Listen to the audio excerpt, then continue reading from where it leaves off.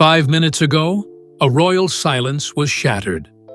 Outside Clarence House, King Charles III's private doctor, Dr. Ian McNeill, emerged alone, and what he said has left Britain shaken. In a trembling voice, he confirmed a sudden and serious deterioration in the king's condition. No press release, no palace filter, just raw, alarming truth. The monarch's health has taken a critical turn, and the implications are staggering. Is this the beginning of the end? Why now? And why the doctor, not the crown, speaking out? This is more than a health update. It's a moment that could change the monarchy forever. The unexpected statement. 5 minutes ago.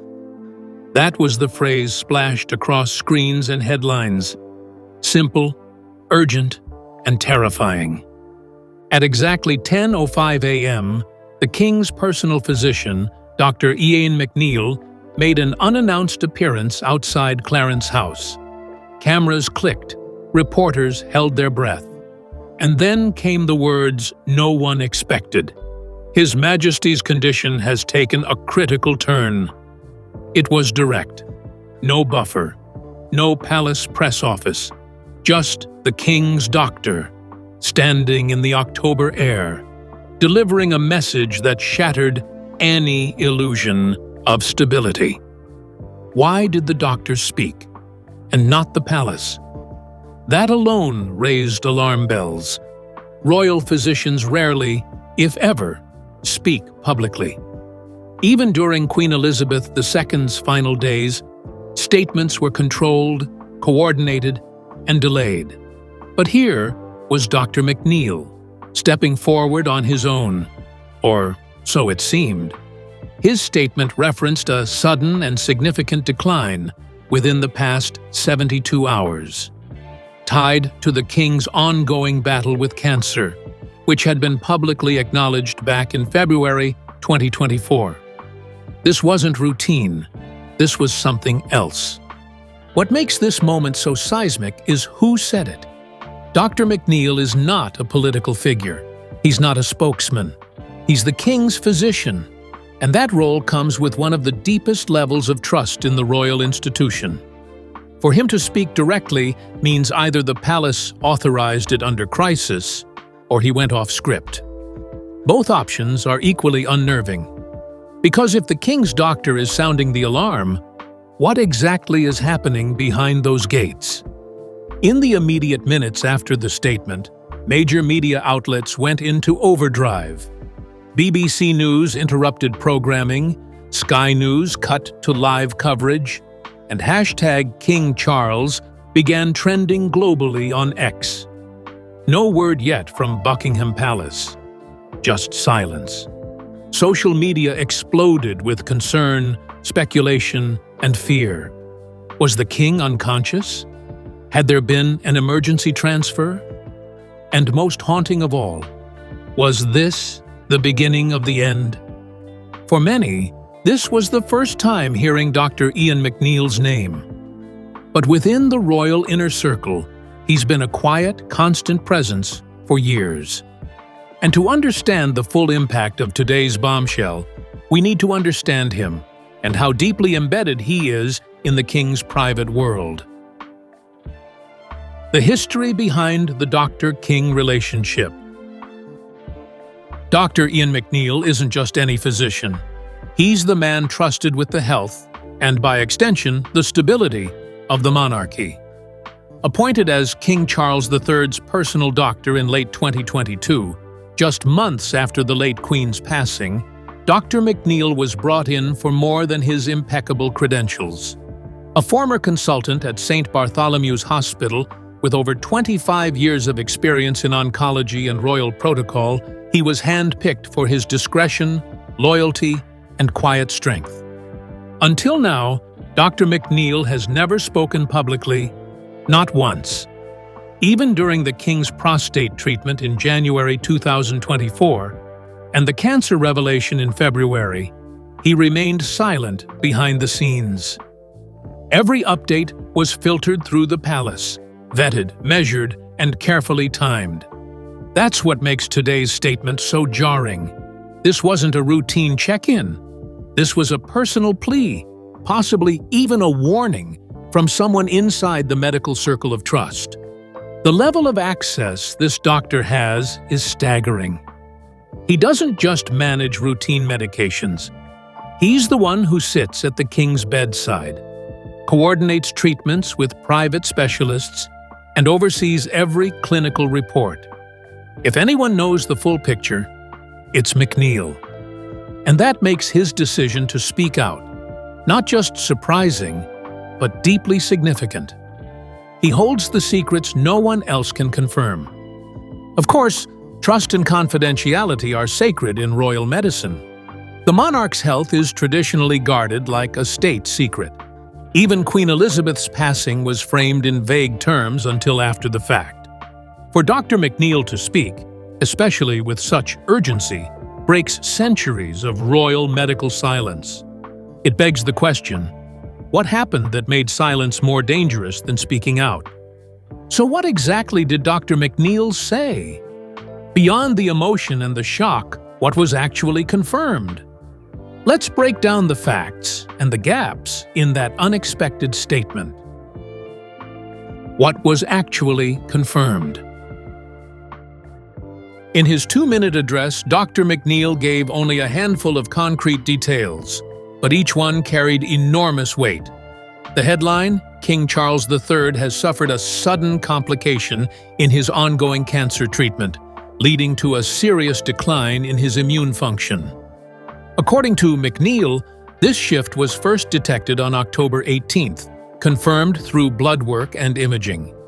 But it wasn't until the evening of October 20th, just 24 hours ago, that the team recognized the severity of the change. Crucially, McNeil said the king was now receiving intensive support measures, but stopped short of using terms like ICU or critical care. There was no mention of organ failure, hospitalization, or immediate abdication, but also no denial of such possibilities.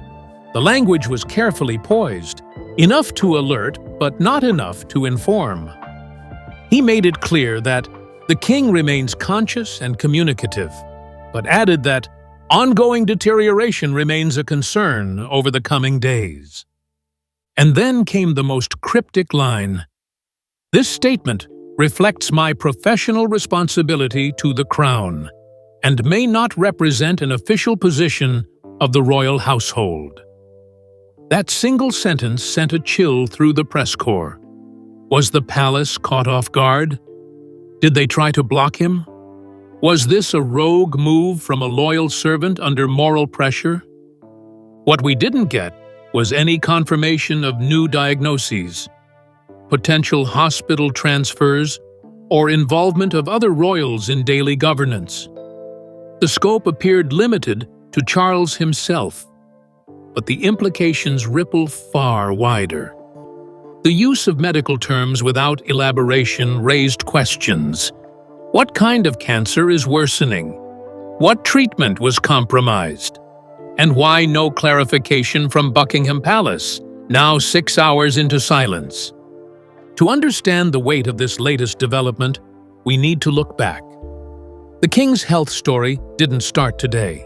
It's been unfolding, quietly and publicly, for almost 2 years, and each chapter now reads like a warning we ignored. The health timeline of King Charles III. The warning signs were there. Looking back, the story of King Charles III's health plays out like a slow-burning fuse, quiet, cautious, but unmistakable. It began in January 2024, when the palace confirmed the king had been treated for an enlarged prostate. At the time, the condition was declared benign, and he was discharged from hospital within 3 days. The public sighed in relief. It seemed minor. It wasn't. Just 1 month later, in February 2024, came the announcement that changed everything. The palace revealed that Charles had been diagnosed with cancer, but refused to say what kind. The information was vague. No stage, no prognosis. Just a carefully written confirmation that treatment was underway. The public was told the king would continue working where possible, but behind the scenes, the monarchy began shifting quietly. By March 27, 2025, the palace released a subtle but serious update. The king was experiencing unanticipated side effects from treatment. That statement, from a senior spokesperson via Reuters, marked the first official sign that recovery was not going to plan. Still, Charles pressed on.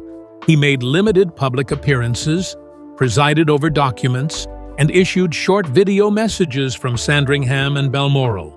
And then, in July 2025, he made a rare, optimistic comment to E! Online, saying he felt a lot better and was grateful for the public's support. But now, that optimism seems like a mask, a pause before the plunge. The timeline tells a different truth. There were long stretches without updates, weeks of silence, carefully chosen photos, smiles that never quite touched the eyes. And now, with Dr. McNeil stepping forward, it's clear. Something changed dramatically in the past 72 hours, and it may have been building for much longer. But this is no longer just about the king's health. It's about the system around him, his role, his power, and what happens when a monarch may no longer be able to rule, no matter how silently or gracefully he tried to carry on. The institutional implications. The king's health isn't just a personal matter, it's a constitutional issue. King Charles III isn't a private citizen. He's the head of state, the embodiment of continuity, stability, and national identity. When Dr. McNeil said, "Ongoing deterioration remains a concern," he wasn't just referring to a patient, he was talking about the anchor of Britain's entire royal system. Under UK law, if the monarch is deemed mentally or physically unfit to carry out official duties, councillors of state can be appointed to act in his place. Right now, those include Queen Camilla, Prince William, Princess Anne, and Prince Edward. But that process is formal, legal, and requires medical confirmation, which brings us back to McNeil's statement. Was it a signal that such a decision is looming? If the king steps back, temporarily or permanently, it changes everything. State visits could be cancelled. Parliamentary procedures could be delayed. Even things like royal assent needed to pass laws could be handled differently. Behind the scenes, the machinery of monarchy is already being tested. Can it run without its figurehead? And then there's the heir. Prince William, now 43, has been seen taking on more royal duties this year. But he's also managing his own crisis, Princess Catherine's ongoing recovery from abdominal surgery and her recent public reappearance after months away. If Charles steps aside, or worse, William would need to step up fast. And with the monarchy still recovering from Prince Harry's departure and public backlash toward Queen Camilla, the institution may not be prepared for another jolt. History reminds us how delicate this all is. In George III's reign, mental incapacity led to the appointment of a prince regent. Even Queen Victoria's mourning sparked public questions about visibility and leadership. Now, in 2025, the monarchy may face its biggest moment of reckoning in generations. And while officials scramble behind the scenes, the public isn't waiting. The response online, in headlines, and across the world has already begun. And it's raw, emotional, and full of fear. Public and media reaction. The media didn't hold back. Within 10 minutes of Dr. McNeil's statement, BBC News issued a breaking alert. Royal physician speaks.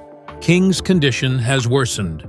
Sky News called it an extraordinary moment in royal medical history. The Guardian, typically more reserved, posted a stark headline: "Crisis at the Crown." And around the world, outlets from CNN to Le Monde scrambled to verify what was unfolding in London. On social media, the reaction was immediate and overwhelming. Within an hour, the hashtag King Charles was trending in 34 countries. Thousands of users posted messages of support, concern, and prayer. Others speculated fiercely on what had really happened behind palace doors. Some feared a cover-up. Others wondered if Dr. McNeil had been forced to speak out because of internal disagreements. The tone online swung between heartbreak and conspiracy. Early polls conducted by YouGov within the first 12 hours showed a startling shift. Over 62% of respondents said they were worried about the stability of the monarchy, while 41% believed Prince William should begin preparing for a regency role. These aren't just numbers. They're a mirror to a nation's unease. And yet, from Buckingham Palace, nothing. Not a word. No correction, no denial, no clarification. Just silence. That vacuum of leadership has only fueled the media storm. Veteran royal commentators like Jenny Bond and Robert Hardman expressed open concern on air, questioning whether the palace is handling the situation or hiding from it. One headline from the Daily Mail said it all: "Where is the palace?" This is no longer a story about illness. It's a story about trust, and whether the crown still holds it. But even deeper than politics or perception, there's an uncomfortable truth. Was it even ethical for the doctor to speak? Or has this crisis now shattered the delicate balance between royal privacy and public right to know? The medical and ethical dimensions. For centuries, the health of a monarch has been cloaked in silence. Doctor-patient confidentiality was absolute, especially inside royal walls. But October 21st, 2025 may have changed that forever. When Dr. Ian McNeil spoke out, he crossed a line. Was it courage or a breach of trust? Legally, the monarch's medical information is protected. But ethically, the stakes are higher. A sick sovereign doesn't just affect family. It affects a nation. When public safety, governance, and stability are on the line, is silence still acceptable? Dr. McNeil seemed to think not. His words, "My duty to the crown," weren't just medical. They were moral, and that makes his statement as much a cry of conscience as it is a clinical update. What exactly did the doctor reveal? Not much, yet enough to rattle the institution. He confirmed a sudden decline, immune suppression, and intensive treatment. But he left out prognosis, specific risks, or treatment failures. Some experts now argue that selective transparency is worse than silence. It leaves too much room for panic. Others believe he spoke just enough to protect his license and his patient's dignity. But one thing is clear: the pressure on medical professionals inside royal households is crushing. Balancing loyalty, privacy, and ethics is nearly impossible. And when health becomes a matter of state, as it did with King George VI, whose cancer was hidden until his death, the line between doctor and diplomat blurs. McNeil may have forced the nation to confront an uncomfortable truth. In a constitutional monarchy, health isn't private, it's political. So what happens now? Dr. McNeil's words didn't just update us, they opened the door to every possible outcome, from the hopeful to the devastating. Potential scenarios moving forward. There are now 4 possible paths, and each one carries monumental consequences. Worst case, the king's condition is terminal, and the statement was a soft launch into full crisis management. If he loses consciousness, or his body can no longer respond to treatment, we could see a Regency Act activated within days. That would allow Prince William to assume the king's constitutional responsibilities, while Charles remains monarch in name. But such a move would be historic and painful. Moderate scenario: the king has suffered a temporary setback, a drop in immunity, a reaction to medication, or a hidden infection, and needs urgent rest. In that case, duties would be paused, engagements cancelled, but recovery possible. He could reappear within weeks, weakened but still active.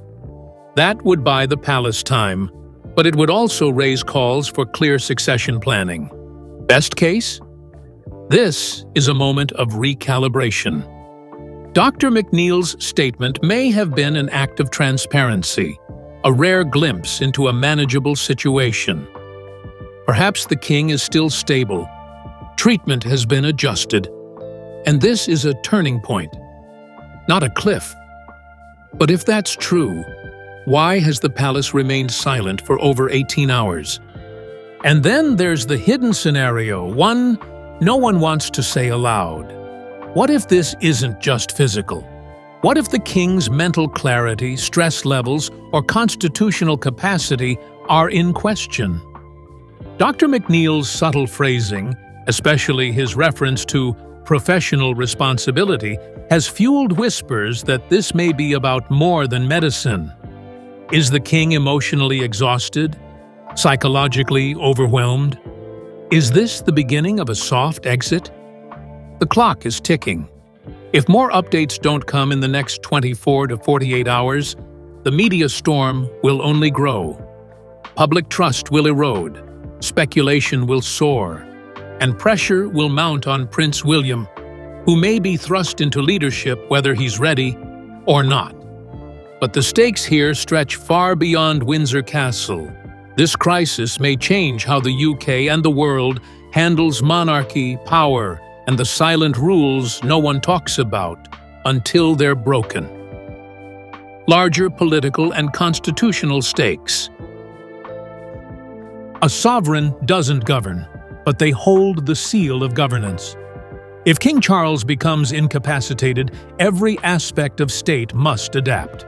Royal assent, which finalizes every act of Parliament, must be signed. Privy Council meetings, state visits, government briefings, they all require the monarch's presence or approval. And without it, the system begins to bend. Already, MPs behind closed doors are reportedly asking for clarity. If Charles is out of action, even temporarily, who steps in? Prince William, yes, but only if formally appointed under the Regency Acts of 1937 and 1953. And that appointment would need legal action and public explanation. This moment may force a constitutional confrontation the monarchy has avoided for decades. Internationally, the implications are no smaller. Charles was supposed to lead state visits to India, Australia, and Kenya over the next 6 months. If he withdraws, diplomacy shifts. The UK's image, already rattled by Brexit and internal division, takes another hit.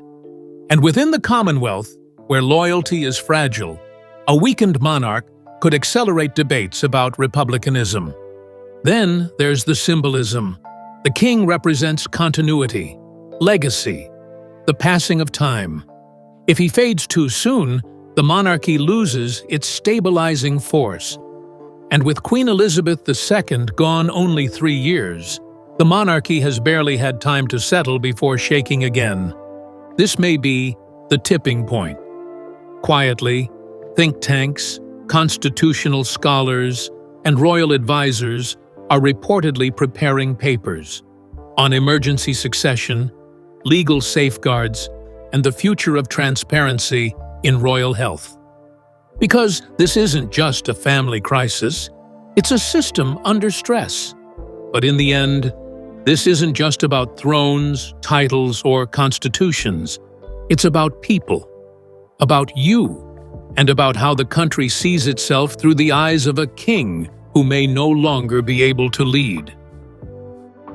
What this means for you and the nation.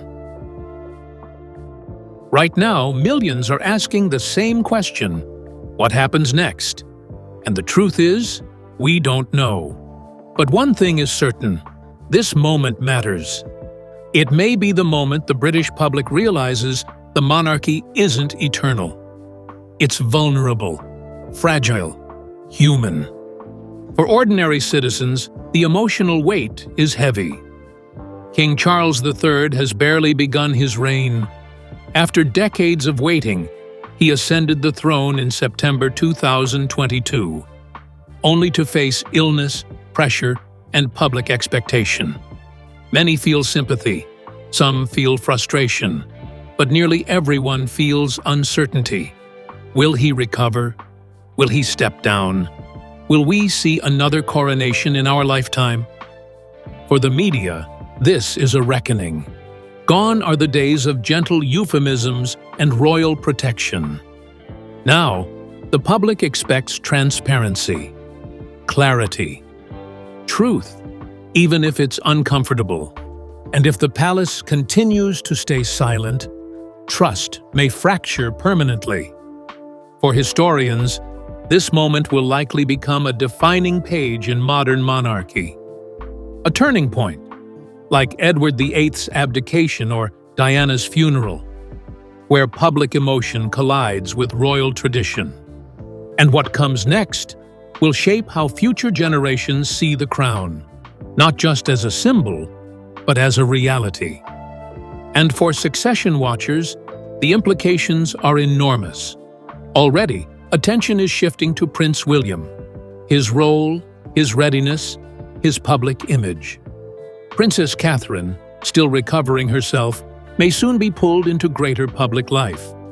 Financial arrangements, titles, responsibilities, everything may begin to shift beneath the surface. But for now, we wait. Dr. McNeil's statement was not the end. It was a warning, a tremor, and possibly the start of a fundamental transformation in how Britain sees its king and itself. This is not just about a man. This is about a nation and its heartbeat. For King Charles III, this moment may mark the most vulnerable chapter of his short reign. After decades in waiting, after finally ascending the throne in September 2022, the king now finds himself at a crossroads. His health, his duties, his very role, all hanging in the balance. Dr. McNeil's statement wasn't just a clinical report. It was a crack in the walls of royal secrecy. And through that crack, the world saw something it rarely does: uncertainty inside the crown. The monarchy, for all its pageantry and power, has always rested on a single human being. When that person falters, the institution trembles.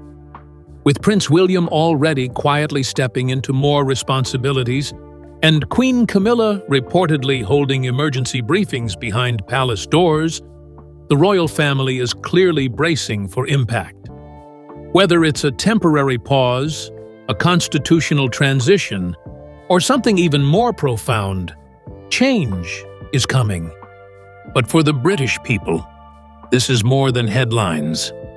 It's personal. Many still remember the Queen's final days, the guarded statements, the sudden loss. Now, only 3 years later, that quiet grief feels dangerously close again. The crown is supposed to be steady, unshakable. And yet, tonight, #prayers. For the king trends across social media as millions hope, speculate, and fear. And for historians and monarchists alike, this moment already feels historic. Never before has a royal physician gone public in real time, bypassing the palace to deliver a message so raw.